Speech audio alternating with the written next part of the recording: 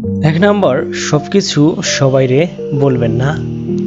আপনার গল্প সবার শুনতে ইচ্ছে করে না, এমনকি অনেকেই চায় আপনি ব্যর্থ হন। তাই নিজেকে ফিল্টার করতে শিখুন। 2, বন্ধু ঠিকভাবে বাছাই করুন। ভালো মানুষের সঙ্গে থাকলে নিজের মানসিকতা আপনা থেকেই উন্নতি হয়।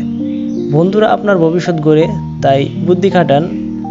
3, কিছু আশা করবেন না, কিন্তু সব কিছুতে কৃতজ্ঞ থাকুন। ছোট জিনিসগুলোর জন্য কৃতজ্ঞতা প্রকাশ করতে শিখুন। এতে আপনি এক ধরনের শান্তি পাবেন যা অন্য কিছুতে সম্ভব না। 4, সর্বোচ্চ চেষ্টা করুন আর প্রসেসে বিশ্বাস রাখুন। পরিশ্রম করলে ভাগ্য ভালো হবেই। যে কাজ করছেন সেটা মন দিয়ে করুন, ফল আসবেই। 5, নিজেকে কন্ট্রোল করুন, অন্যকে নয়। আপনি অন্যকে কন্ট্রোল করতে পারবেন না, কিন্তু নিজের ইমোশন আর আচরণ কন্ট্রোল করাটা সত্যিকারের শক্তি। 6, রিঅ্যাক্ট কম করুন।